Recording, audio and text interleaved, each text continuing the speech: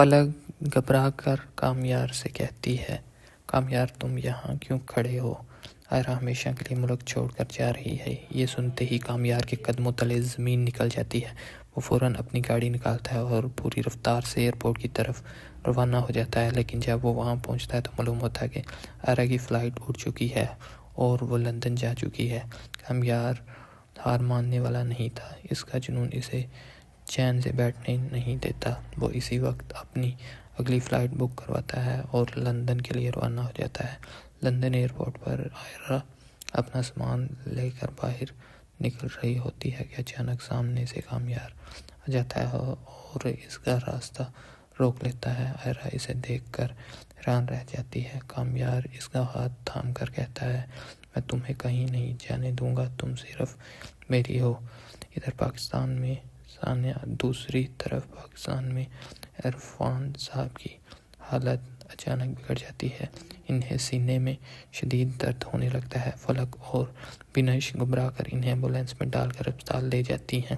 Doctor معائنہ کر کے بتاتے ہیں کہ حالت بہت نازک ہے اور بچنے کے امکانات کم ہیں۔ جب یہ خبر کامیار اور عائرہ کو ملتی ہے تو دونوں فوراً اگلی فلائٹ پکڑ کر پاکستان واپس آ جاتے ہیں اور سیدھا اسپتال پہنچتے ہیں۔ عرفان صاحب آخری سانسیں لے رہے ہوتے ہیں اور عائرہ کو قریب بلاتے ہیں اور کمزور آواز میں کہتے ہیں، بیٹی میری آخری خواہش ہے کہ تم کامیار سے نکاح کر لو۔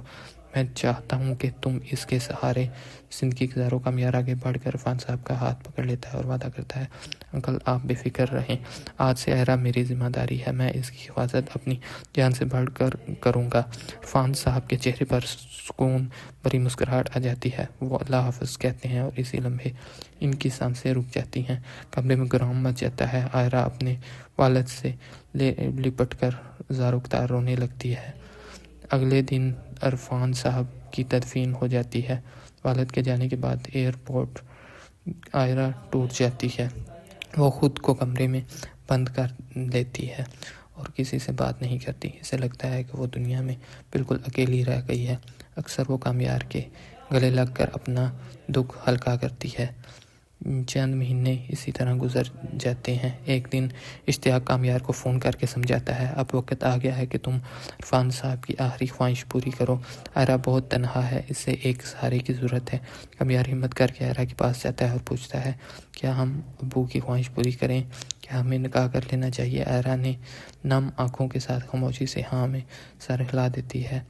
کامیار خوشی سے گھر جا کر اپنے والدین کو بتاتا ہے کہ وہ عائرہ سے شادی کرنے والا ہے، لیکن یہاں ایک نیا موڑ آ جاتا ہے۔ اس کی ماں نفیسہ سخت غصے میں انکار کر دیتی ہے، وہ لڑکی ہمارے گھر کی بہو کبھی نہیں بن سکتی۔ لیکن اس بار کامیار پیچھے نہیں ہٹتا۔ وہ اپنی دادی کو وہیل چیئر پر ساتھ لیتا ہے اور اپنے والد سہیل کے ساتھ بارات لے کر عائرہ کے گھر پہنچ جاتا ہے۔ فلک عائرہ کو دلہن بنا کر لاتی ہے۔ عائرہ کی آنکھوں میں اپنے والد کی یادیں ہوتی ہیں اور وہ آہستہ آہستہ رو رہی ہوتی ہے۔ کامیار کے ساتھ بیٹھ جاتی ہے۔ مولوی صاحب نکاح پڑھاتے ہیں، کیا آپ کو یہ نکاح قبول ہے؟ دونوں ایک ساتھ کہتے ہیں، ہمیں قبول ہے۔ نکاح کے بعد کامیار عائرہ کو اپنی گاڑی میں بٹھا کر گھر لے آتا ہے، لیکن نفیسہ کا رویہ نہیں بدلتا۔ وہ عائرہ کو قبول نہیں کرتی اور ہر بات پر طعنے دیتی رہتی ہے۔ عائرہ خاموشی سے سب برداشت کرتی ہے، لیکن کامیار اسے اپنی بیوی کی توہین برداشت نہیں ہوتی۔ آخرکار وہ ایک بڑا فیصلہ کرتا ہے۔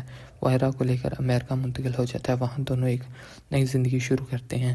عائرہ اپنی تعلیم دوبارہ شروع کرتی ہے اور یونیورسٹی میں داخلہ لے لیتی ہے، جبکہ کامیار اپنا بزنس قائم کر لیتا ہے۔ دونوں خوشحال اور مطمئن زندگی گزارنے لگتے ہیں۔ کچھ وقت بعد عائرہ کی طبیعت خراب ہونے لگتی ہے۔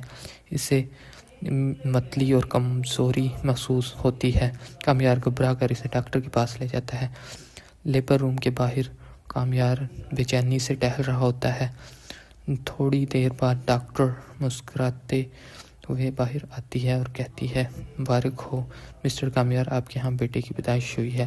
یہ سن کر کامیار خوشی سے جھوم اٹھتا ہے۔ وہ اندر جا کر اپنے بیٹے کو گود میں اٹھاتا ہے اور جذبات سے بھر جاتا ہے۔ دوستو، اگر آپ کامیار کی وفاداری اور یہ خوشگوار انجام پسند آیا ہو تو ویڈیو کو لائک کریں، چینل کو سبسکرائب کریں اور اپنے دوستوں کے ساتھ شیئر ضرور کریں۔